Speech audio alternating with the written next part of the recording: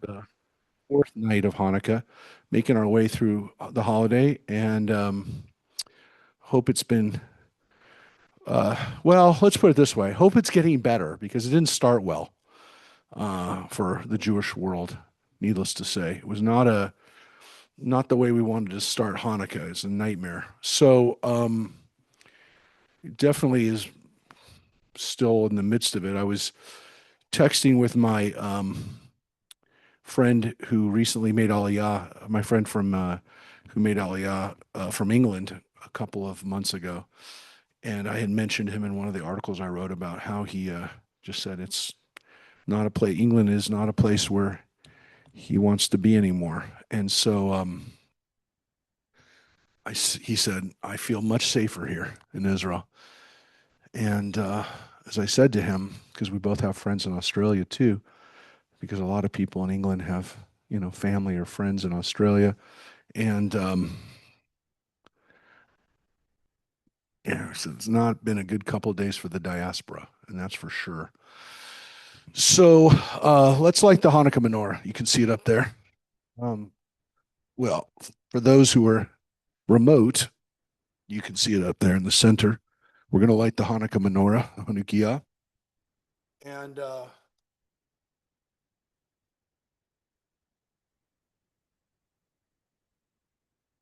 I have my Hanukkah for a cause. These are for breast cancer candles. Yeah, so we got pink candles. Um, and so this is definitely publicly doing a menorah lighting. You're supposed to do it in the public sphere. And we're definitely doing that tonight out on Facebook. And for everyone who's here with us in person or who's different places, we got people all around the country right now that are with us to light the menorah. Um, and if you've already lit, you're good. If you haven't lit yet today, you're lighting with us, which is cool. Um, and yeah, so Friday night we're gonna light. Before we light the Shabbat candles, we light the Hanukkah lights. You're not supposed to light lights after lighting Shabbat candles, and then Saturday night we'll be at our house for the vodka latka party, and then Sunday night we're gonna have a chance to light with the community at the mall. So the next few nights, the exception of tomorrow night, we'll be doing them together um, with nice family and friends around us. So tonight too, and again, I guess except for tomorrow night, you'll have a chance to do it. We had a nice turnout Monday night out by Stevenson Ranch. We had a nice crowd, about 20 people or so, and we lit that menorah. And tonight we light for the fourth night. So we'll say the blessings, the blessing for lighting the candle, the Asher Kidshanu B'mitzvotav V'tzivanu, the formula we talked about last week, and then also the blessing over the miracle done for us this time of year, a long time ago. So the two blessings for tonight. Baruch atah Adonai, and you can join. Eloheinu melech haolam, asher kidshanu b'mitzvotav, vetzivanu lehadlik ner shel Chanukah. Baruch atah Adonai, Eloheinu melech haolam, she'asa nisim lavoteinu, bayamim hahem mazman hazeh. Ma'osur Yeshuati lechana eleshabeah. Tikon בתפילתי, ושם תודה נזבח. לתקין מטבח, מצרם נבח, Azegmor Beshir Mizmor Hanukat Hamizbeach Azegmor Beshir Mizmor Hanukat Hamizbeach. So we always sing Rock of Ages after while we light them, and people have different traditions of different Hanukkah songs. We're gonna do some Hanukkah songs coming up the next few nights for our public lightings. And again, the menorah is supposed to be put in a place where people will see it. So we're supposed to publicly proclaim the mitzvah. So we'll do that definitely in public over the next couple of nights. So, a little risky. Done. All right.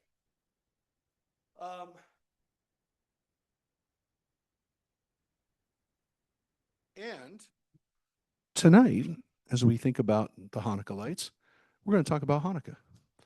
And we're going to talk about the real story of Hanukkah. We're going to talk about the Hanukkah story that they don't teach to kids. And we'll talk about why they don't teach it to kids.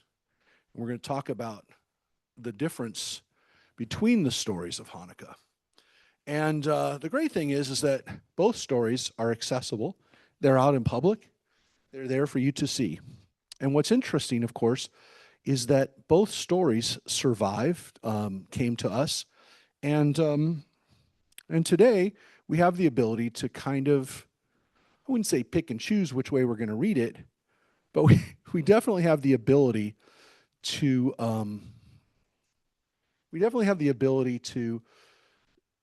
decide which way we're going to focus our attention, which way we're going to and again, sometimes we focus on one idea and sometimes we focus on another.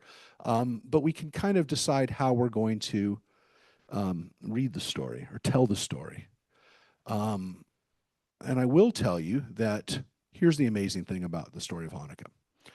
And there's levels of irony here. There's not one, it's not ironic on one level, it's ironic on several levels. Because here we have a story of Hanukkah, which is something that we 100% know happened. 100%. Like we have the sources, we have the eyewitnesses, we have the Greek version, we have the Jewish version. We know it happened. Not a question. And yet, it's so historically, archaeologically, it's the holiday that we can point to and say, we know this 100% happened. Yet, the reasons that we celebrate the holiday, or at least the reason why the reason why most people think that we're celebrating the holiday is not the real reason for it. So that's one level of irony. The other thing is that the whole reason that we celebrate this holiday with such energy and enthusiasm is because, of course, this is a holiday that comes at the same time as Christmas. And so when Jews started interacting more with Christians on a daily level and also kind of like on a familial level also in our families, but also on a commercial level when Jews started, being involved in selling to Christians, having holidays, those kind of things, having a Jewish holiday at this time was very convenient. But there's another level, which is, or another factor, which is that because of Israel, we once again have a Jewish army that is in some ways very much like the Maccabees. But the other level of irony here is that the other holiday that Jews are kind of in the background, this is the thing, is Christmas, has very little factual basis in the sense that the one thing we know about Jesus's life, and we don't know a lot about it from an archaeological standpoint or a historical standpoint, but the one thing we know for sure is that Jesus was not born in December. That's the one thing we can say with 100% affirmation based on the Christian Bible. So the idea that this holiday that we're competing with is not only factually difficult to prove on any level, but what we can prove 100% was it didn't happen at this time is ironic. At the very least, it's ironic. So the reasons why we celebrate it, that's one level. And then the fact that we're celebrating this against a holiday that we really no is not historically based is crazy. So that's that's um that's really important to talk about. So let's step back for a second. Let's step back way back. Let's go back to ancient history to Alexander the Great. And for people who don't aren't interested in history at all, that's okay because we won't spend that much time on it, but we do have to establish what the historical real setting for this was. And the story of Hanukkah takes place during the Hellenistic periods in Israel, which start when Alexander the Great brings his armies across Israel in about 320 BCE. Now, what's interesting, of course, about Alexander the Great is he doesn't live much longer after that. He pretty much dies within 10 years. But here's the weird thing about Alexander the Great. There are not many people that we can point to in world history and say, that person changed the world. That person, Alexander the Great, 100% is one of the top 10 most important people in world history. In world history. And he died in his 30s, and he literally changed the world. Now, again, you could say Jesus also died in his 30s and changed the world. That's fair too. But Alexander the Great, we have historical evidence for, and we know when he lived and we know what he did. And you can make the argument that if it wasn't for Alexander the Great, I'm not even sure we would have had Christianity or at least a form of religion that would have emerged out of a Greco Roman world. So super important because, again, he conquers the world and he also makes sure that the people that are part of his new empire, which includes all the Persian Empire, which had controlled Israel up until that point, the Persian Empire had controlled Israel for 400 years. Well, on and off for hundreds of years, but let's put it this way. When that changes, when it goes to the Greeks, Israel is now under a different cultural influence and is now part of an empire that stretches from Europe all the way into India. And it almost is dead center in that empire. Well, once Alexander the Great dies, his empire, he doesn't have any heirs that survive. He has a son who's murdered, and then the generals that he had brought around the world separate the kingdom into literally 12 new kingdoms. The kingdom, there are two kingdoms that fight over Israel, the Ptolemaic dynasty that's based in Egypt and the Seleucid dynasty that's based in Syria. And Israel, for about the next 150 years, is caught between the two empires, the two mini empires, the Syrian Greek Empire and the Egyptian Greek Empire. They're both Greek, but they're both descendants of Alexander's generals, these people. And the most famous of the Ptolemaic emperors or leaders, of course, is Cleopatra, a woman, right? She becomes the most famous of the Ptolemies, but that's because of her relationship with Mark Antony and Julius Caesar. But the great thing about this period, we know a lot about it because the Greeks wrote about it, the Romans wrote about it, and we wrote about it. Now, a lot of it is not as much of our consciousness because a lot of it was politics. A lot of it was who's going to control it, the Egyptians or the Syrians. Again, both Greek, but which which empire is going to which kingdom is going to control it. There are many empires. There are kings in those regions who want to expand their territory, and Israel's right in the middle of it. So the one that emerges and is important for our story is Antiochus the Fourth, who's one of the Seleucid kings. He's the fourth that's called Antiochus. There's already a few that had kind of emerged, and I'll show you. I'm going to show you a little, and I'm going to post this. So if you want to download it, you can do it. I put it together a few years ago. It's a couple pages on the events of Hanukkah, a chronological table. It kind of goes through these in a couple of pages. So basically, in 175, this guy Antiochus the Fourth takes over. He actually takes over by either murdering or coincidentally, his brother Seleucus dies. So the kings of the Seleucid dynasty are either named Seleucus, Antiochus, or Demetrius. They all have the same three names, and the Egyptians all have the same names: Ptolemy or Cleopatra. They're all named those. Like everybody is named those names. But Antiochus is the one that we talk about because what he does is he eventually decides to make his empire like a mini Roman Empire. The Romans are just starting to kind of come on the scene. They're further to the west, but he wants his little empire to be like the Romans, and he decides to make all of his territories like little mini provinces, like the Romans have it. So he decides that Israel, the area of Israel, is going to be one of his one of his states like that. And he says that all the citizens of Israel are going to be like citizens of his capital, Antioch, and they're going to be like citizens. They're going to be like Roman citizens, but they're citizens of his little empire. But part of that means that he's got to make these people conform to the traditions and to the ways that his little empire is being run. So what does he do? At first, he decides he's going to make the temple, which is the focal point for the Jewish people, because remember, the Jews never had a king during the Persian period, and they don't have a king now. He tells the priests, "You're going to do what I tell you to do in your temple, and it can continue." But part of what he does is he starts making them conform with Greek tradition.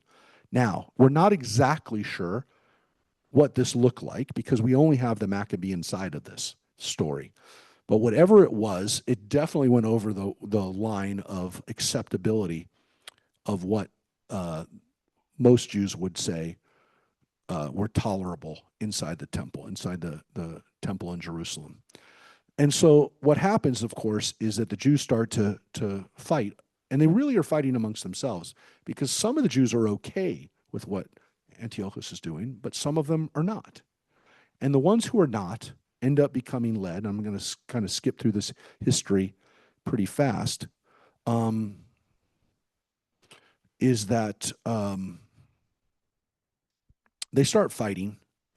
The Jews start fighting against him, and he decides, look, we can't let these Jews have any form of their religion.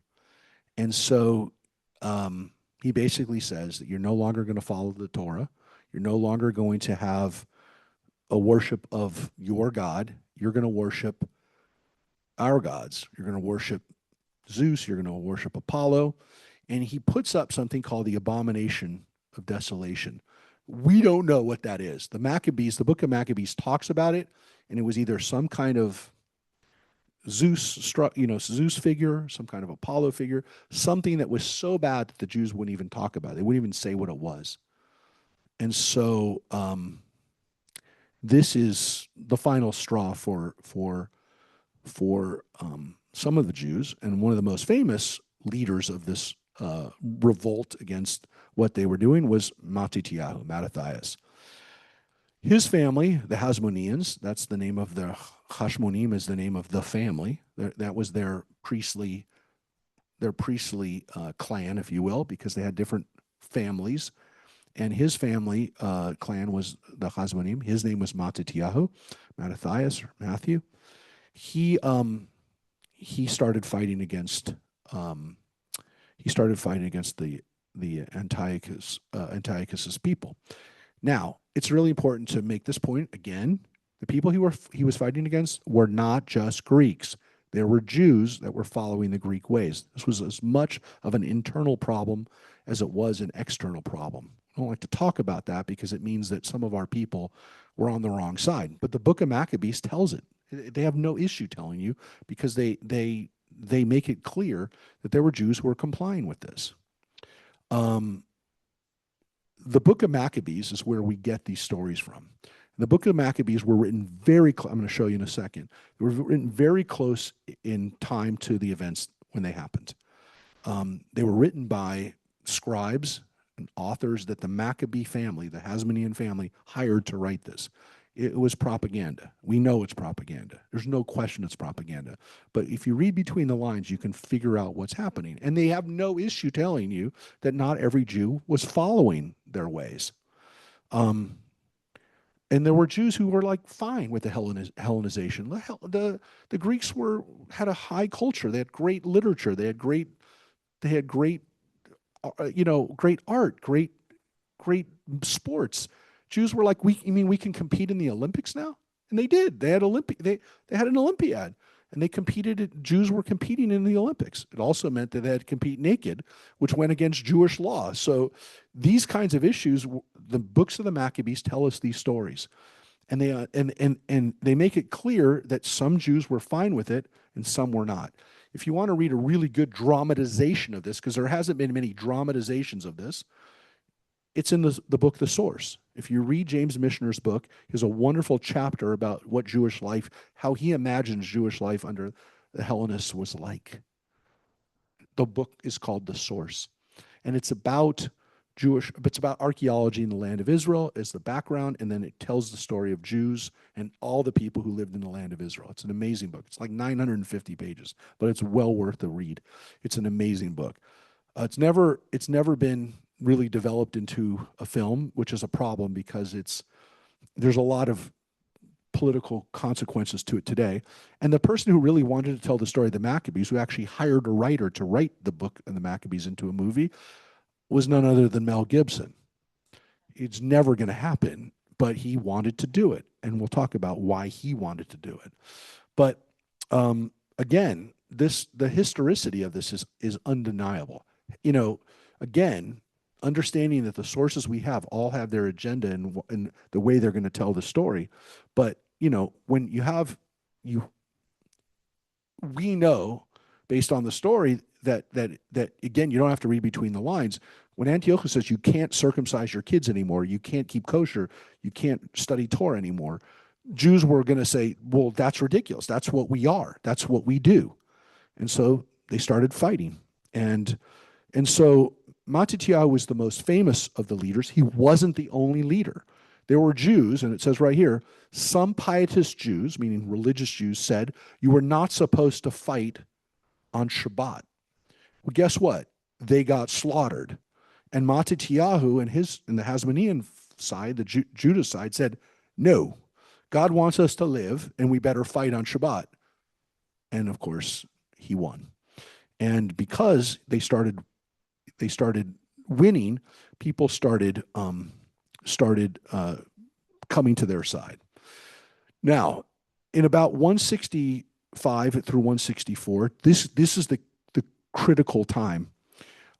Judah takes over from his father, and he leads all five of the brothers of Mattatyahu, Mattatyahu's sons, his brothers, his four other brothers, the five sons. Are Judah's the most famous, but the other sons are John, Jonathan, Simon, and Eleazar. All of these brothers all have nicknames. Judah's nickname, like one of them is nicknamed Gaddis, one of them is nicknamed the Disruptor. Judah's is the most famous. He's the Maccabeus. He's the Hammer. That's his nickname. He's called the Hammer. We call the people, the Maccabees, after him, but his nickname was the Hammer. They called him Judah the Hammer. That's why, that's why we have that image of the hammer, because that's what Maccabee means. Maccabeus means the hammer. That was his nickname because he fought either with a hammer, with a war hammer, or he was like a hammer. Well, Judah's very successful at leading guerrilla attacks against the Greeks. And he's successful enough that in early 164, the Roman ambassadors offered to support the Jewish case before Antioch. Now, what's important about that is that the Romans basically go to Antiochus and say, we see what's going on, and you better allow the Jews to have some sovereignty over at least their religious affairs. And we know what they're, we're taking their side in this. Now, why do they do this? They did it because, obviously, to some extent, Judah was successful. But they also did it to upset Antiochus. They want Antiochus to know that if you get out of line, we'll just back these other guys against you. So they're used to some extent as a pawn. The Maccabees are used as a pawn in this. Again, another level of irony, they got the Romans involved. Now you can make the argument, well, the Romans are going to get involved anyway because they're starting to become a major world power. But of course, the Romans are the ones who are going to end up destroying the temple. So this terrible irony is that Romans came to our side, and the Maccabees wrote about it. They weren't embarrassed about it. They were proud of it. They were proud that they went to the Romans and got them involved.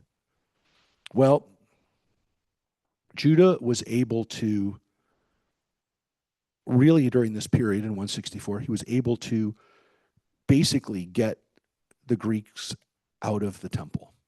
And they rededicated it. And in late 164, this time of year, this is when Hanukkah started. And this is the key part here I want you to see. Judah prolongs the doubtful date of Sukkot for a celebration of the dedication of the new sacrificial altar, the new menorah, incense altar, and table. The dedication occurs on the 25th of Kislev, which happens Sunday night, with the celebration continuing for 8 days. The Jews decide to make the 8-day celebration an annual observance. The holiday will be called Hanukkah. It had nothing to do with oil. The Maccabees never say anything about oil. They say that they are doing a Sukkot at this time of year, which is why it's 8 days, because Sukkot is 8 days. And Sukkot was always connected, for those who've been here, with the rededication, or in the first place, the opening of the temple. Because Solomon opened his temple in 1000, literally 850 years earlier, or 830 years earlier. Solomon had dedicated the temple on Sukkot. Now, they couldn't do it during Sukkot of 164 because they were still fighting over the control of the temple with the Greeks. But once they were able to do it at the end of Kislev, a few months later, that's when they decide that this is going to be celebrated. And of course, it becomes an annual celebration. That's what the Maccabees are trying to tell people. And that's why they write the book of Maccabees, to justify this annual holiday that they instituted. Rabbi. Why Hanukkah literally means rededication. And so they called it the Chanukah Habayit, the dedication of the house, of the temple. Yes, John. Is that where it's memorialized? Is in the book of Maccabees? Yes. I'm going to show you how it's memorialized in our other book. Yeah, John, finish up. No, I was just going to say, I'm going to assume the part of this discussion is, sorry about that. Part of this discussion is going to explain how we got to where we are today. Yeah. Oh, yeah. We're doing the first part, which is the real story. Yes, Philip. We're going to get to that. Yes, that's the real story. That's the fake story. The real story is this story. So, but this isn't the end of the story, because I do want to point out one really important thing about Judah Maccabee. So Judah's the hero of the story, right? Everybody knows Judah's the hero. So they rededicate the temple. Now, most people think, oh, that's the end of the story. That's not the end of the story, because you need to know what happens. As you can see, there's a little bit more. Judah does not stop fighting after the temple is rededicated. This is where the kids don't hear this part. Even if they hear about Judah Maccabee, they don't hear about this. Here's what happens. They continue to fight, and in one of the places, Judah's brother Eleazar is actually killed in battle by an elephant. The book of Maccabees tells us he's crushed by one of these battle elephants that the Greeks were using. Of course, later on, the Carthaginians were using them too against the Romans. But this was literally, Antiochus IV had died. His son Antiochus V had taken over. And so this continues to play out as the Jews are trying to find how much can they push out the Greeks? How much control can they get? They've been given control of the temple, but they want them out of the country. And what is very interesting about this is I told you the story of how there's an Egyptian temple. Well, this goes back to actually this period, because Antiochus V appoints the priest Alcimus as the new high priest, thus winning some pious Jews away from the rebellion. He makes the temple has been rededicated. It means the Greek Syrians were still messing around. The other guy, the Oneid heir to the priesthood, leaves for Egypt for the Ptolemies who say, come down to Egypt, we'll make you a temple. You can build a temple. And that's the Leontopolis temple that I told you about a couple of weeks ago, that there was another temple. That's where this comes from. Lysias and Antiochus V withdraw with their army from Jerusalem in order to crush a rebel regime of the minister Philip at Antioch. Antiochus V makes full peace with the Jews. So what happens? The armies of Antiochus V go back to Antioch, and you know where Antioch is in Syria, right? Antioch is their capital, and he has to go back because there's an internal problem with his own people. There's a civil war going on with his own kingdom, so that he has to leave Israel. He basically says, "Okay, fine, just leave me alone, right? I got to take care of this stuff. Got to crush my own rebellion." So this stuff is going on inside.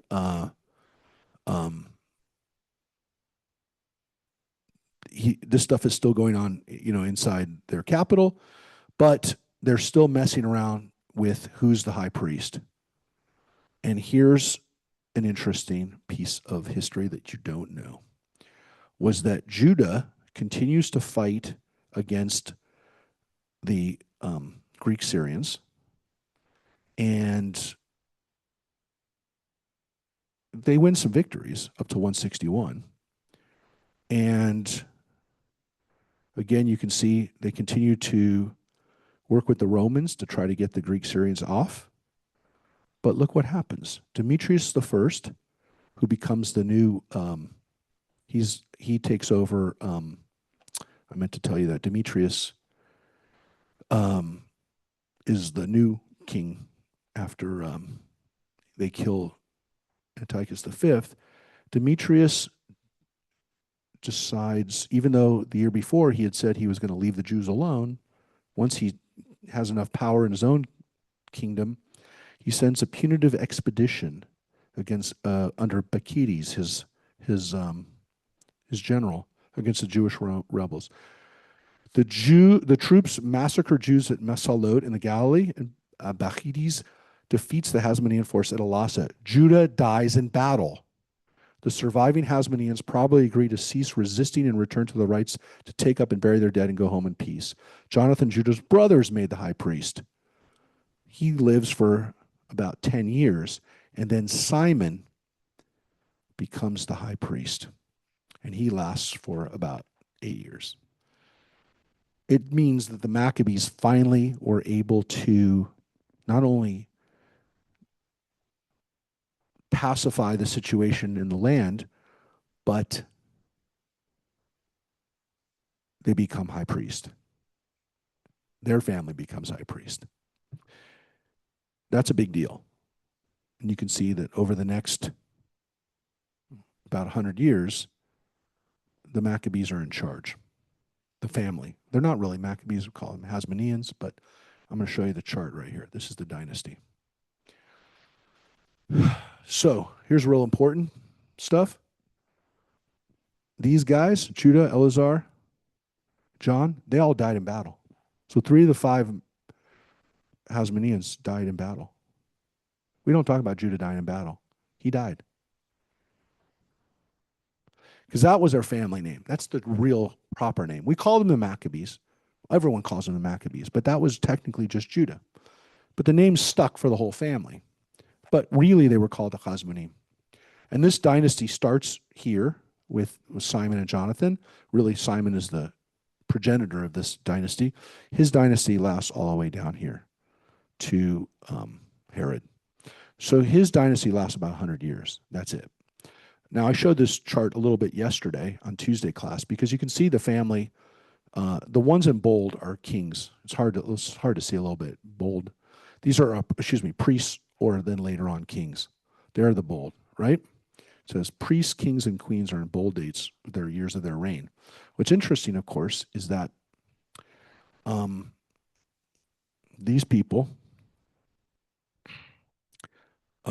these 2 guys, Jonathan and Simon, are both called priests. This guy, John Hyrcanus, Simon's son, he calls himself king and priest. He starts using the title king. This guy calls himself king. This guy calls himself king. And by the way, notice There were two brothers. They Hey, fought Rab, for hey, Rabbi. they fought for who was going to be king. Yes. I never see those names on the Tuesday class, the shoot, Yeah. good king, bad king. I never see those names. Because these guys were 300 years later. The Maccabean period, the Bible's already finished. This is 300 years after our after the Judean, the kings of the Judean, the Davidic dynasty. These people are not related to David. They never should have been called king.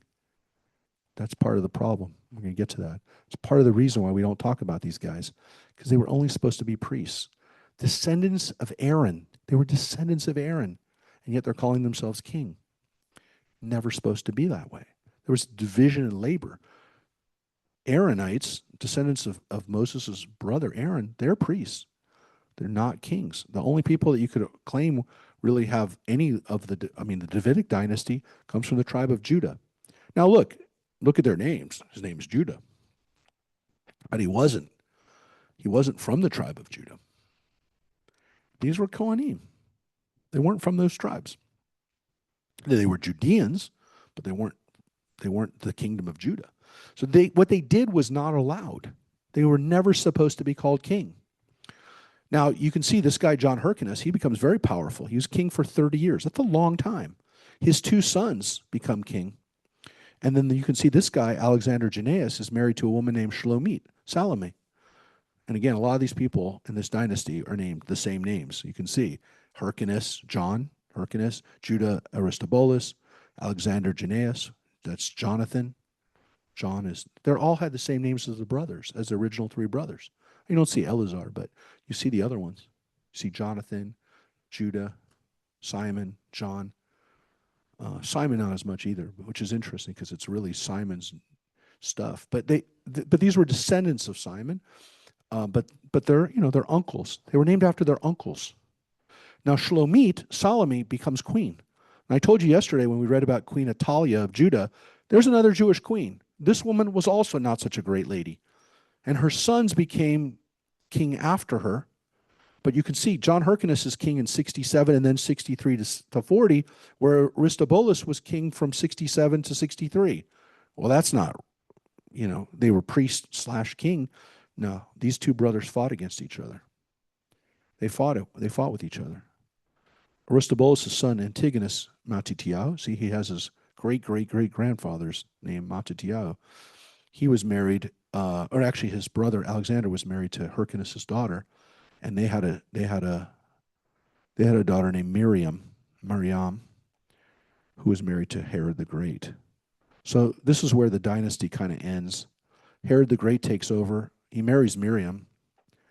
Now she's from the Hasmonean dynasty, but she was too popular, and her kids with Herod the Great were too popular. So Herod had them executed. He killed them. He said, I can't have anybody who has can't have any Hasmonean blood around, right? I have to kill them because they're too popular. So Herod kills the last line, if you will, of the Hasmoneans. He kills them. Now, I will tell you this, and by the way, it's where there's the famous line that they said about Herod, that it was safer to be his pigs than his own sons. That was the way the Romans made fun of him. It was safer to be Herod's pigs than his sons, because he wouldn't kill, pigs, but he would kill his own sons. So, they were a threat to him.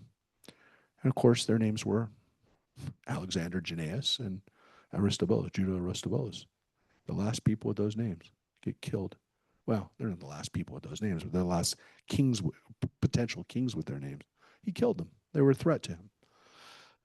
Yeah, this was a psychopath, but very, very successful psychopath. He's king for about 40 years. So anyways, that's the dynasty. And that's how we get to where we're going to talk about now, which is the fact that we don't know anything about this. Most Jews have never heard of these people. They've heard of Judah.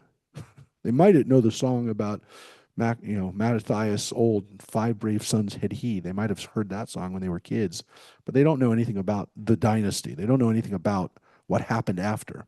And what happened was such a dismal history, if you will, that Jews didn't want to talk about it. And they definitely didn't want to make the holiday about these guys. And so they talked about the fact that the Jews were able to get rid of the Greeks, that the Maccabees were successful, but they focused on the oil story. And where does that story come from? Well, that story comes from the Talmud, and I'll show it to you because we actually looked at it not too long ago when we were talking about the Talmud and we were talking about the fact that the holidays are here in the Talmud. But what's interesting is there is nothing, there's no tractate in the Talmud about Hanukkah. There's tractates about holidays like Purim. There's tractates, obviously, about Yom Kippur and Rosh Hashanah, but there's no tractate about um, Hanukkah. And not only is there no tractate on it, I'm going to show it to you because we looked at it a while ago. I'll show it to you now. This is what it says.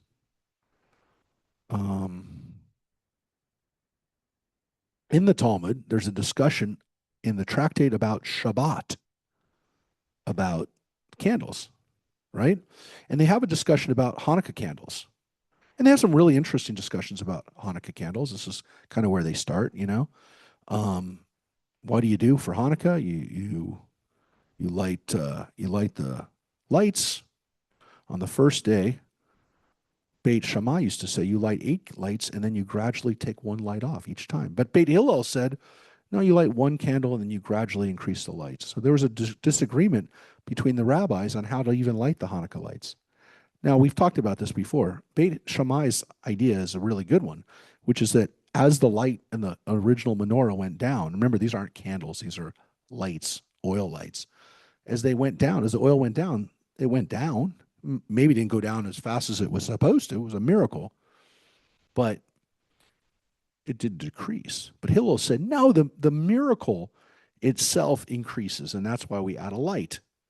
So they have this disagreement on how to light the candles, and they talk about whether how to do it. Of course, here it says you put it on the entrance to one's house, right, so that people can see it. You got to be able to see it. We also say that we have to light another light in addition to the Hanukkah lights in order to use this as a light. This is the famous thing that most Jews also don't know. That light that we call the Shamash candle, the helper candle, that's the candle we say we light all the other lights with it. We light all the other candles with it. No, you don't. You just don't know that. Well, we do now because we have candles. But when you didn't have candles, you didn't use that light to light the other lights. So now we have a oil menorah that we used at home tonight, which is kind of fun to use. But you have to light each light separately. You take a match, or you take like in the old days, we use a lighter now, but they would take some kind of like little torch, and they would light the different lights around their home. Now, the reason that you light that shamash is not to light the other candles. Because again, you couldn't use the shamash. You can't take the oil wick out and light it. No, it's because you're prohibited, you're not allowed to use its light. So when you see the Hanukkah menorah in your house, especially back in the day when you didn't have light bulbs, you couldn't look at that light and say, oh, that Hanukkah menorah is lighting up my house. Nope. Because that Hanukkah menorah has one purpose and one purpose only, and that's to remind you of the mitzvah, of the ness, of the miracle, of proclaiming the miracle. That's what it's for. You can't use the light for anything else. That light is for one purpose, to remind you of this miracle, to remind you of the holiday. So, the Shamash candle is your helper. That's the candle that is used for using light. That's a legal fiction, by the way, folks, right? That is your helper because that's the light you're using to illuminate your house. When you're using the Hanukkah menorah to read by, you're not using the other 4 candles, you're using the one shamash. Now, we can't, you can't determine where the light's from, but that's how you get around it, by having a shamash. One must kindle another light. Now, you can do more than one. which is why people always tell me, I have this really old menorah. I saw this old menorah in a Hanukkah menorah in a museum, and there's 10 lights on it. There's two shamashes on both sides. That's because those are helper lights. Those are the lights that you have to light at least one light. You don't have to light one shamash. You could light more, but you can't only have your Hanukkah lights. That would violate it. So here's the wonderful thing that Talmud does. And this is what I showed you before, and I'll show it to you again. I love it. This line is one of my favorite lines in the whole Talmud. The Gemara, and you have to say it in Aramaic, my Hanukkah. The rabbis say, what is Hanukkah? Folks, you don't say my Hanukkah if everyone knows what Hanukkah is about. You only say it if people aren't doing it and don't know what it is and don't really know why they're doing it. You don't say that if everyone knows what's happening. You only ask the question if we need to tell people. The sages taught in another tractate, Ta'anit, it says, on the 25th day of Kislev, the days of Hanukkah are 8. One may not eulogize on them, and one may not fast on them. Okay, they're not supposed to be sad days. You're not supposed to do sad things on those days. By the way, that's weird. So technically speaking, and there are Orthodox Jews who follow this, if someone dies during Hanukkah, you can't do a eulogy for him. By the way, back in those days, eulogies also included lots of crying and lots of wailing. So it's not necessarily that. You can do a eulogy today and people are laughing and telling nice stories, and eulogies aren't exactly the way they used to be. But you're not supposed to be sad on Hanukkah. You're not supposed to bring people down on Hanukkah. And you're not supposed to fast on those days, which, by the way, means that people used to fast on other days. They would take on fasts as a religious obligation. Maybe they wanted to purify themselves. They wanted to feel like they could do something they did something wrong and can't do it during Hanukkah. No, you have to be buried, but you don't do eulogy. You don't do eulogy. You can't cry. You can bury him. You have to bury him, but you don't do the crying. You don't do the wailing. By the way, the rabbis have lots of times, well, not lots, but more than you want to know, that you're not supposed to eulogize people. I mean, they don't like, the rabbis don't like eulogies, period, except for people who are like amazing people. They don't like eulogies. And as a matter of fact, in really Orthodox, very religious circles, they will not be eulogies. Because it's considered to be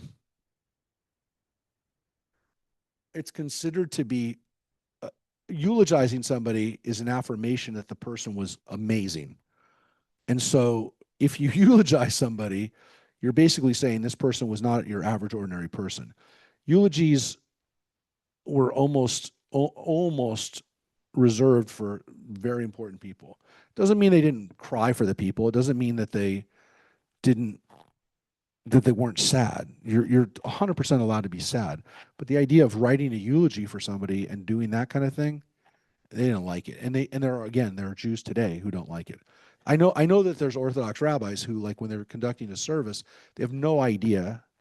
Well, they do now, but it used to be a problem where Chabad rabbis would be brought in to do a service, and people would say, we're going to have 7 speakers. And they'd be, no, you're not. You're going to have 1 speaker, and we're not going to go crazy, because from their standpoint, you were not supposed to do eulogies in the first place, or at least not do crazy amounts of eulogies for just an average ordinary person. So not eulogizing in the Talmud is not a big deal. They say that a lot, is what I'm saying. I'll give another example. It says in the Talmud, you're not allowed to eulogize somebody who committed suicide. Okay, I get it. That was one of the ways where people said that, there was no understanding of mental health and all those other kind of things. Okay, but they said they violated the mitzvah of preserving life, and so you can't eulogize them. People don't like to see that. I mean, it bother. I mean, I get it. I mean, yes.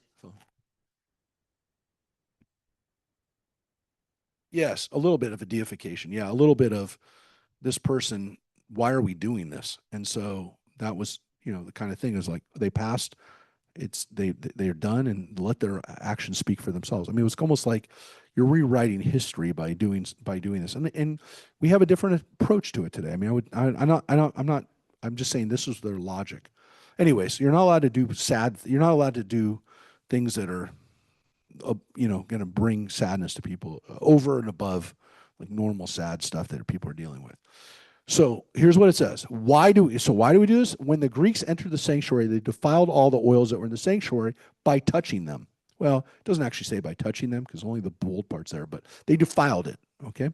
And when the Hasmonean monarchy overcame them and emerged victorious over them, they searched and found only one cruse of oil that was placed with the seal of the high priest, undisturbed by the Greeks. So it does say that they beat them, but that's it. That's it. There's no explanation of the battles, of that, anything. And there was sufficient oil to only light the candelabrum for one day. A miracle occurred, and they lit the candelabrum from that oil for 8 days. The next year, the sages instituted that those days made them holidays with the recitation of Challah and special thanksgiving, prayer, and blessings. That's it, folks. The next paragraph has nothing to do with it. It's over. That's our discussion of Hanukkah. Again, there's tractates with hundreds of pages of translation. I mean, it's not hundreds of pages. It's 80 double-sided pages on Sukkot.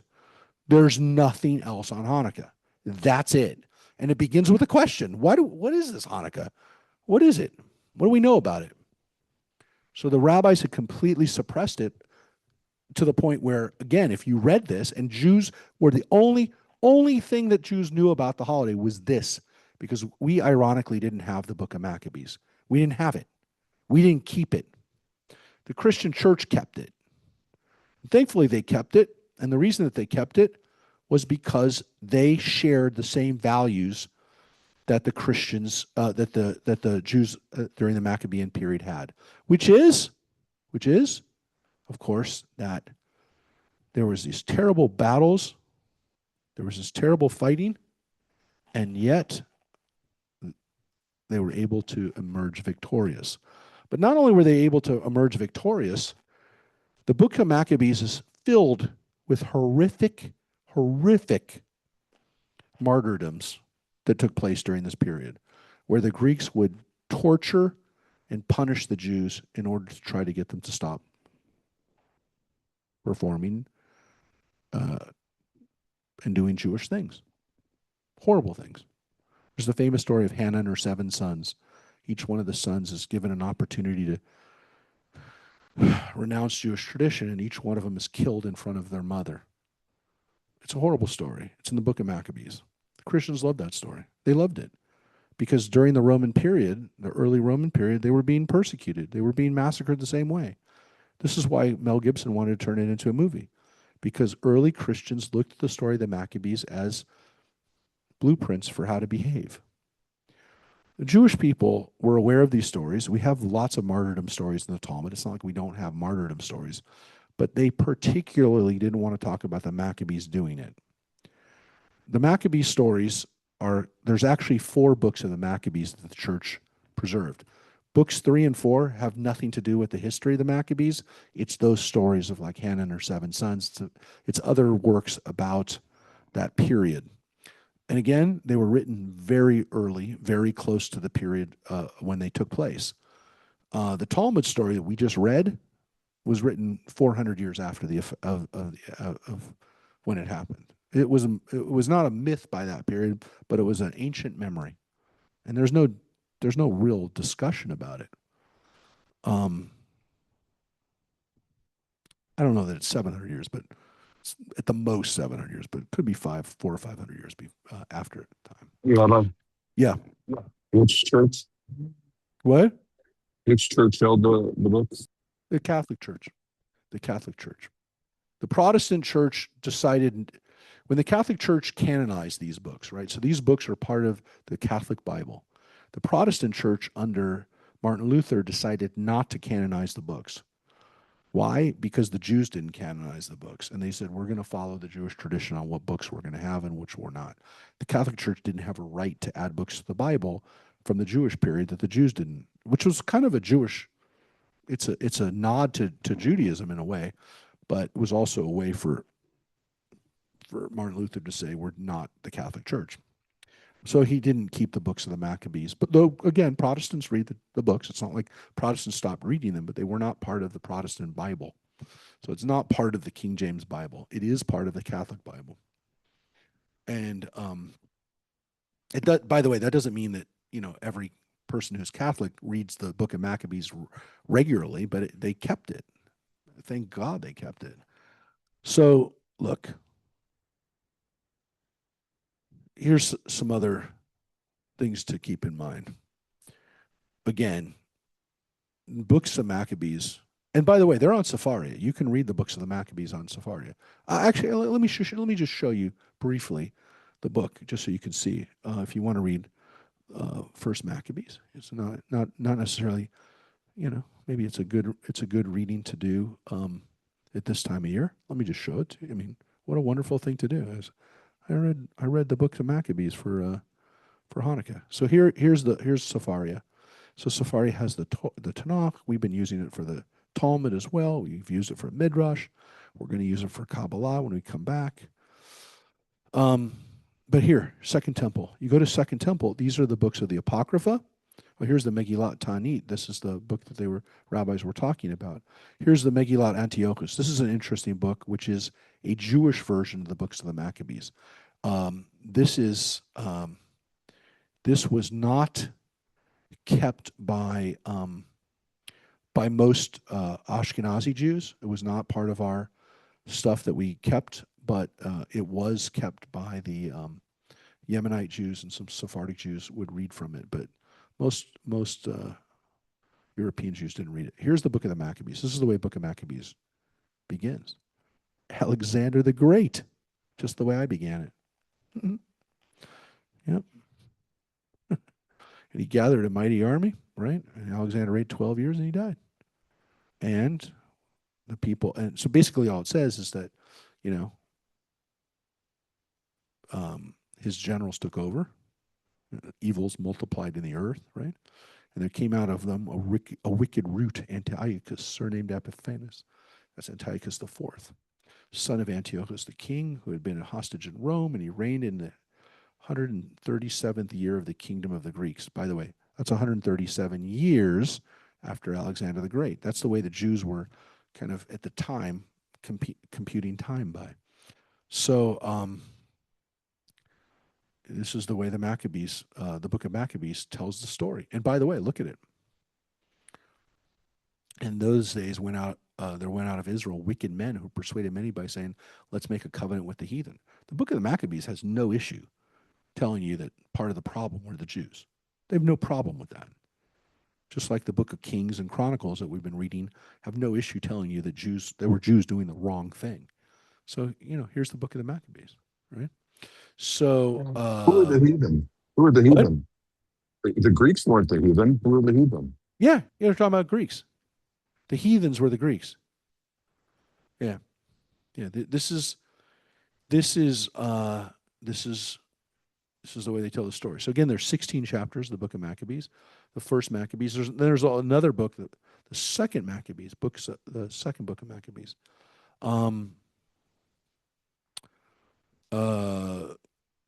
And so again, this book,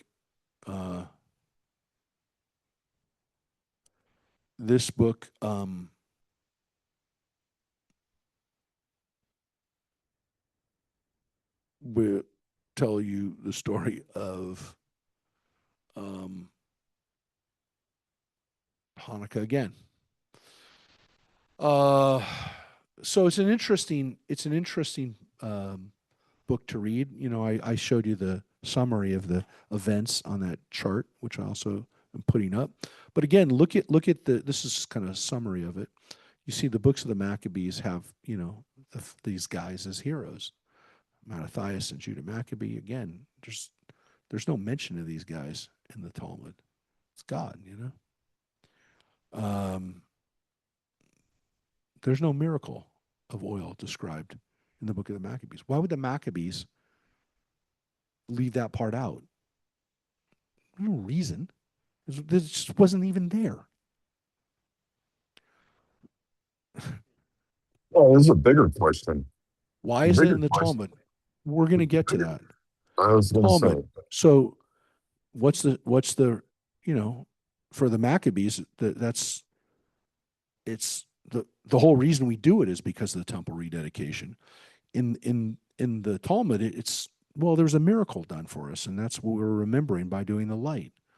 Um, you know, the books of Maccabees were written for their own people, right? To give a reason for why we have to fight, why we have to do this: army, land, and temple. The rabbis are concerned with this home ritual and memory, and why, right? Why? So this is Philip's question, and this is really what we're going to talk about now in this last part. Look, the rabbis have two main reasons for retelling this story. I mean, Philip just said it. They made it up. Well, look, the way they tell the story, you have no idea that they're making it up. They're telling you that there's eight lights, and this is the miracle of the oil. There's two main reasons why they did this, and I will tell you, we don't know for sure because it was a historical development. No one can tell you. It's not like even there's an answer. There's no answer because history develops over time, and and certain things happen because they become part of your consciousness. The fact that the rabbis have a story that they've told, let's say the story existed that they found the oil, and then and like that's a stupid story. You know it. Everybody knows it.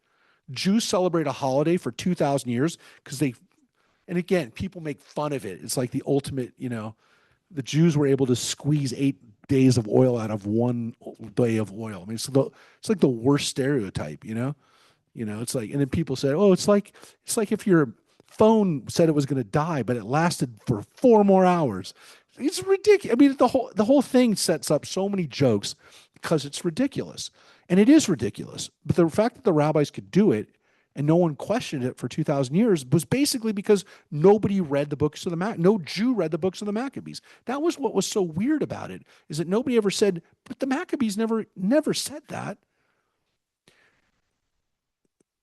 Look, part of it. So I'm going to tell you this. There's two reasons. And to say which was the most important part, I used to say, because I wanted it to be the case, that one was definitely more of the reason than the other, and I'm not really sure anymore. Also, because I don't think anyone can know. So I'm going to give you the two reasons, and this is not in the order of importance, and it's not even in order of what I can tell you is really the case. And here they are. This is it. So where the story came from probably was a legend that the oil lasted, and it gave them time to make more oil. Was it 8 days? Was it 4 days? Whatever it was, they had enough time to make more oil. Again, the whole purpose of the story, the whole idea of it, was they didn't have enough oil. Just go out and make more oil. Well, it didn't have a priestly seal on it, right? It's not kosher. Okay, so it wasn't kosher.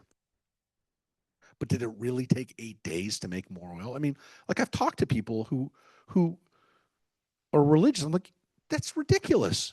Well, it takes time. You have to let the oil settle, and what you can't. Come on. So here's the two reasons. Let me get to it finally. So the one that I used to say was the most important was, because I think it is, and I wish it was, but I don't know if it is. The rabbis were most importantly by this period wanting to stop Jews from fighting against the Romans. And the books of the Maccabees, oh, hello, they were inspiring Christians to throw themselves into a gladiator combat and die. And the Jews were like, this has got to stop. We're losing too many people. You can't keep having people fight against the Romans. The Romans are not the Greeks. The rabbis were very well aware that the Romans had their act together in a way that the Greeks can never do. And they kept telling people, stop thinking that you can beat these people. You cannot beat them. These are not like the Greeks that we can chase out for a few years. And of course, they kept coming back. You saw they kept coming back. This will not work. And the story of the Maccabees inspired Jews to go crazy. And it inspired Jews during the revolt against the Romans in 67 to do crazy stuff. We're going to be like the Maccabees. Yeah, they were outnumbered. We're going to beat them. We're going to beat the Romans. God will help us just like he helped Judah. Yeah, Judah died, but somebody else continued on and we won. God always helps us. God helped our ancestors back during the time of the Persians and back during the time of the Arameans. We've been reading it in the book of Kings. Look at all the times that God came and intervened and told an army, yeah, there's not enough of you, but you believe in God, and so we'll win. That's what the Jews believed. And this story didn't help. This story was one of the worst and recent examples. That's the other thing. It only happened 100 years ago. And Jews were going, but it just happened. Don't tell us it can't happen. It just happened. So this was the main, well, this was a main reason to stop Jews from getting killed. Let's stop telling the story. Let's stop telling people that we can fight and win. Because again, it didn't stop in 67, right? They fought another rebellion 60 years later under Bar Kokhba. And then they fought other rebellions. We read about the one in Alexandria. They didn't stop fighting. So let's at least take out the texts that are making these people nuts. So let's stop talking about it. That was one of the main reasons. The other reason, folks, and this is the one that I'm not sure. I'm not sure if this is now more important, being more sensitive to the human condition.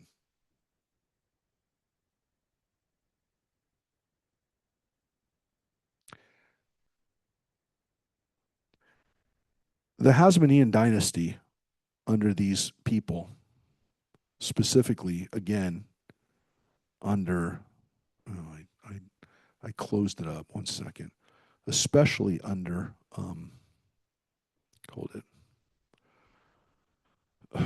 especially under these guys right here.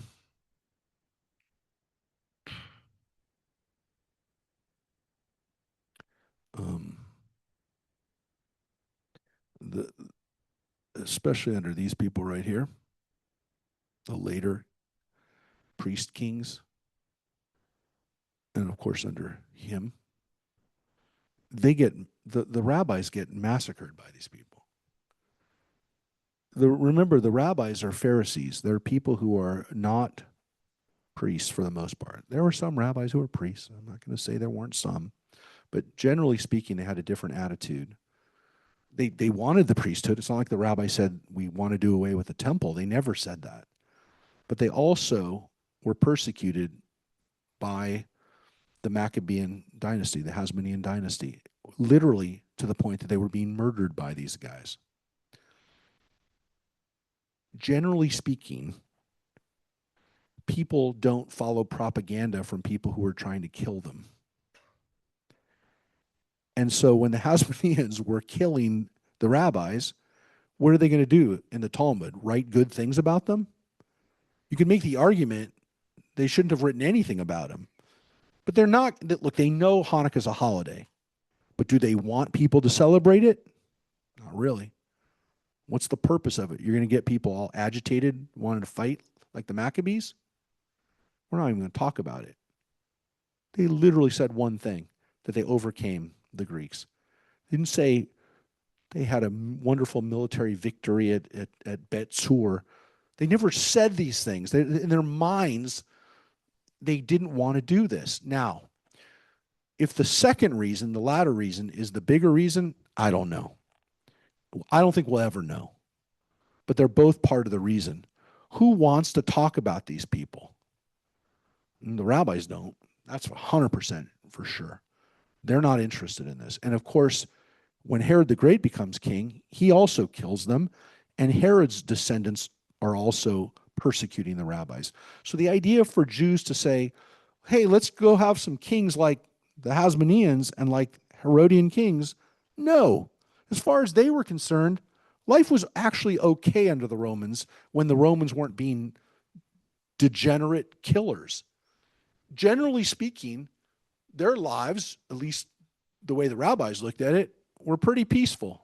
When the Roman Empire was strong, when the Roman Empire wasn't going through its own civil wars, and when it wasn't being written, when it wasn't being led by degenerate, killers, it was pretty good. Definitely wasn't worse than under these people who killed each other, killed their own brothers, who killed their own children. Who wants these people? The Maccabees were not heroes to the rabbis. They weren't heroes. So when you want to know why this story wasn't told, that's why. Because the people who controlled Jewish consciousness, the rabbis, hated the Maccabees. By the time they were gone, the rabbi said, good riddance. Who needs these people? First of all, they were never supposed to be king. They had done what was wrong in their eyes by even taking on the kingship. They were only entitled to be priests. They were never entitled to be called king. They had no authority. They had no descent. They had no lineage. What they did was, in their minds, against the Torah.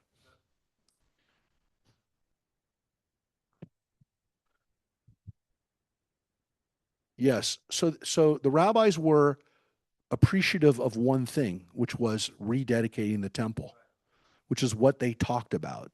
They talked about rededicating the temple and spiritual purity. But they did it with the least amount. I showed you the text. They gave them the least amount of credit possible. They didn't even name them. Now, there are sources that like I said, the Megillat Tanit does mention the Maccabees by name. There's a prayer that we say that mentions the Maccabees that we say during Hanukkah time that mentions them, but it literally is one phrase. There is not a part of the Talmud that talks about the Maccabean victories. It's not in another section. They don't want to talk about it because they didn't like them. So, was it the first reason to save Jewish lives, or was it the second reason because we really don't like these guys? I don't know. And I don't think we can ever know because it's a combination of both, and it developed over history. But by the time the rabbis are writing in the Talmud, and remember, they're writing for people that are living in Babylonia, right? That's the Babylonian Talmud. That's the Gemara for the people that are reading. They don't even care. They don't even care about the national identity of Israel. I don't say they didn't care about it. It's not like they didn't.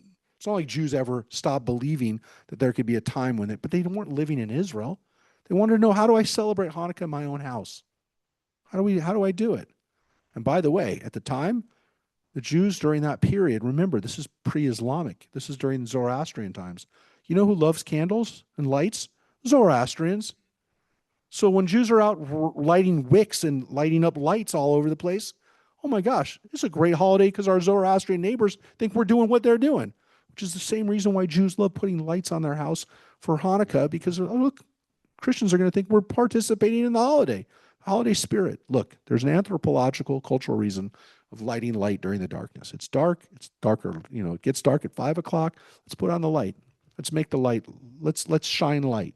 Let's get rid of the darkness. It's wonderful. But why are we doing it? There's one story that doesn't even talk about the people who actually did it, which were the Maccabees, the ones who actually did it. So this is a story I think is an interesting story, not just because it's Jewish history, but because it tells us a lot about psychology. It talks about human psychology and the way we tell history today. Because the way we recontextualize history is ongoing. It's an ongoing issue. And if you think that it's not, you're in denial and it's not healthy. You have to understand why we do things as Americans, as Jews, as a minority group. We have to be conscious of it. We have to at least understand what's happening. I'm not arguing that, I love Hanukkah. I love Hanukkah more than I know the whole story than I did as a kid. And of course, every kid loves Hanukkah because we get presents. But the fact that this story contains within it this amazing lesson of how do we understand our history? How do we fight to control how we tell a story? How do we How do we save lives through the way we tell a story? How do we inspire people through the way we tell a story? This is all here. So to me, it's a great story. It's not, hey, let me tell you the real story so that I can blow up your myth of why we light Hanukkah candles. This is, look at what we did in order to save lives and what we also did in order to perpetuate a story that goes back literally 2,200 years ago, and 100% happened. I didn't bring them tonight. I should have brought them. I have coins from these people. I mean, you can buy a coin from Alexander Jannaeus for $30 in Israel because they were bronze coins. I mean, can't get gold coins there from these people, but they didn't even make gold coins. The Antiochans did, but the Maccabeans, their kingdom wasn't very big. But they you can hold a coin that this guy had minted. I mean, this is real history. These battles were real. And of course, there's a whole nother level, which I haven't said, which I'm going to say. Hanukkah has taken on a whole new meaning for Jews in a time when there's an Israel. And it's impossible not to think about the current army of Israel and what they've been able to do. Now, there's lessons that we say, hey, look at what we were able to do. Look at what Israel was able to do 6 months ago against Iran. That's amazing. And we know it happened. We saw it happen. We saw it happen in real time on our television screens. But for us, there's a whole nother level of Hanukkah now that means something to us as Jews. Understanding that when Jews in Sydney are attacked on the first night of Hanukkah, the response that we have is, again, it's not that we're not afraid. It's not that we know that, we think that something like this can't happen, but that we say, we're not going away. We're not going to hide. And we're going to put our menorah out, and we're going to make sure everybody knows that we're not going away. That affirmation of Jewish presence and Jewish identity, and the fact that the mitzvah of putting the menorah out for everyone to see is something that has new meaning for us today. And so I can guarantee you that there's not a person lighting a menorah in public this year that's not going to be thinking about it. We have extra security now for Sunday. We were already had heightened security. We'd already been, I can show you the text that went back and forth between the sheriff's department on Sunday, but we're definitely thinking about it. Look, I got a text immediately after the attack in Sydney, literally at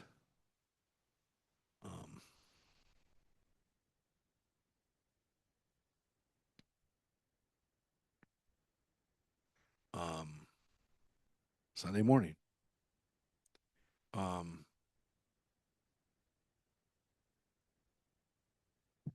George Whitesides texted me and said, "This terrible 24 hours. I'm going to a Jewish event in LA this afternoon, and we'll speak about the Australia attacks. Let me know if you need anything for the community." And I said, "Thanks so much. We're going to be having the menorah lighting at Sunday in the mall if you're able to attend." He's out of town, but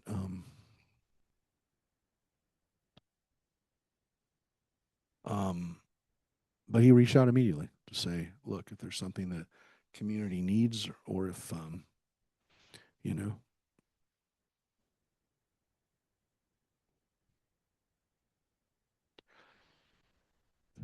Well, look, Netanyahu has been upset with Australia for Esther just asked about his response. Um, he didn't just say it was because of the two states, so he definitely got that dig in. But Australia has had a very poor response to the anti-Semitism that's been growing there over the last couple of years. I was there, and John and Gloria were there at the same time in Australia in 2024, and it was astounding how much anti-Israel stuff we saw. We saw it in New Zealand as well. So the countries, those two countries, which have been, generally part of the, the Western support for Israel, uh, the current governments in those countries have been very, they've been very weak on Israel, and quite frankly, I think they've been weak on Jewish security. How do I know that? Because Australia has, like England, they have, look, the reason why you saw videos and why they had drones over the stuff is that Australia, like England, and like Britain, they have no they have no Bill of Rights. There's no protection against 24-hour surveillance. Those countries, when you just so you know, when you walk around England, you're on camera all the time, all the time. I mean, there's very few places you're going to walk on the street in England where there's not a closed caption television camera watching you. That's the way that they monitor, and that's the way they deal with security in England. Are they successful with it? I don't know. Watch Slow Horses. You can see what they're doing with that. So they take it seriously. The question of with that information, how are they allowing this stuff to happen? Again, I don't, some of it's propaganda. There's no question that Israel wanted to make a point, but there clearly is a problem with the way they're protecting the Jewish community. There have been arson attacks. There have been attacks on Jewish community, areas. They have. We were in one of them in Melbourne, where they have a Jewish, street with kosher restaurants and stuff like that. They've done a horrible job of protecting and taking care of that community. And I've talked to people on the far left in the Jewish community in Australia who've said the same thing. It's not, this isn't I would say yes, but we do have a problem in this country. I don't know if it's a problem. We have a competing issue, which is we do not have the level of surveillance that they do in those countries. So if you have the surveillance and you're not enforcing, if you're not following up on the surveillance you have, what are you doing? I mean, we don't do that in this country. I should say that. Obviously, since September 11th, we've been doing a lot more surveilling of our citizens, but it's still not at the level that they have in Europe.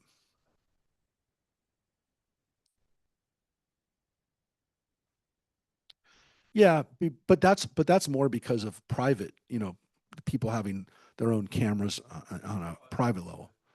Yeah, I know, but it's yes, there's cameras in Midtown. There's cameras in some parts of New York at much higher level, but it's not like it is in Europe. So what I'm saying is that we do have competing issues of of what we allow legally, and I don't know. I mean, I think the United States has um, the United States is we have a problem with anti-Semitism in this country at a level that we've never seen before.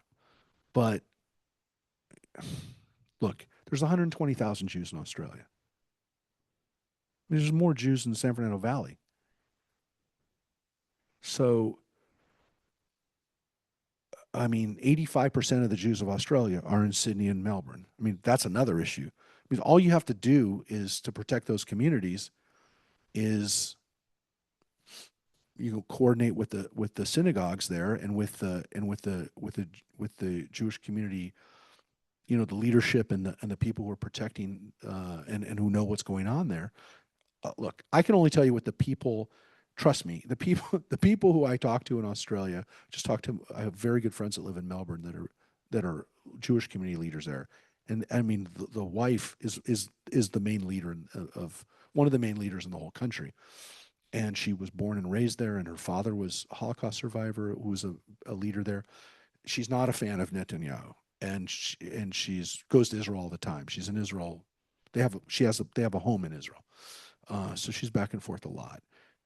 She has told me that she is so disappointed, and she loves Australia. She's not. I mean, she can make Aliyah tomorrow because she has a place in Israel. She speaks fluent Hebrew. She is so disappointed, and she loves the country, but she's so disappointed with how ineffectual the country's been, the leadership of the country has been in protecting the Jewish community. She doesn't feel safe there. And she always felt safe there. We used to talk about how much safer they felt than we did in America. You know, that you can't get guns in Australia. This guy had 6 guns. So what's going on? I mean, look, I don't know what to tell you other than something is broken there. And I'm telling you, 100%, the people that I talk to who are, again, I've talked to conservative people there too, but the people I talk to who I know are liberal are saying this is not right. That something is broken in that country. So, yeah.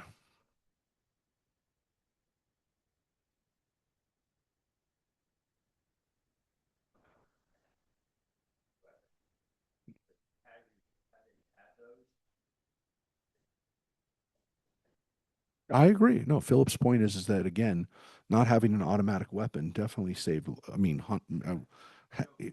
yeah, I know. It was yeah, an automatic weapon would have even been worse. But anyways, the point is that yes, their gun laws did save lives, but still, how do you not do that? So again, to us today, you know, Hanukkah is we can hold all these things together, right? That the rabbi's message of this being a holiday of having faith and survival, it's definitely important. But I also would say together with these other issues today, which I think are very important. Jewish,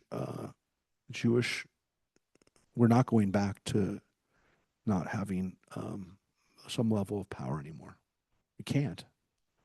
And so that's one of the reasons why, again, however we understand it today, um, having a nation of Israel where there's people who actually can fight for on behalf of the Jewish people. Again, whether or not what can they do? How limited is again? I mean, you read certain reports that Israel gave the Australian government information that they didn't pay attention to. Maybe that's definitely disconcerting. I can tell you that it's not a this cannot become something that we just take for granted though and say, well, it happens every year. Jews get attacked. They get attacked in Pittsburgh. They get attacked in Northridge. They get attacked in no. This can't be. This can't be Colorado. This cannot be something that we just say. Well, that's just what we deal with. This has to come to an end, and there's a lot of people responsible for it. There's the people on the right. There's the people on the left, and folks, we have a huge problem with the fact that there are millions of people that are being raised in a form of Islam that is advocating and encouraging attacks on Jews. And if you don't, look, thank God the person who, Ahmed Al Ahmed was there to save lives, because what would the Islamic community be dealing with right now if they didn't have somebody who was heroic? Thank God. Because I'll tell you one thing, you have 2 guys from Pakistan who have no dog in this fight, right? But a Syrian, an Arab from Syria, Syrian background, who has arguably more at stake than anybody because Syria and Israel are technically in a state of war. He's the guy who comes and saves. How ironic is that? You want to talk about irony? The irony of Hanukkah. This guy's a hero, and he's the one who shouldn't. He's the one who shouldn't have been. He's the one who should. If you were going to talk about who was going to have a gun, it would have been him. Anyways, happy Hanukkah. On a happier note, hopefully we'll see you at some of the stuff coming up. We wish you a great rest of the holiday. And that's the real story. That's the real story of Hanukkah. Happy Hanukkah, everybody. And have a safe flight to the safe travels, safe journeys. And for everybody who is in Texas or in wherever they are right now, in the airport somewhere, we have people all over the place. Happy Hanukkah. Take care, everybody. Take care. Thanks for being here. Thanks, Rabbi. Happy Mhm. Hanukkah. Happy Hanukkah.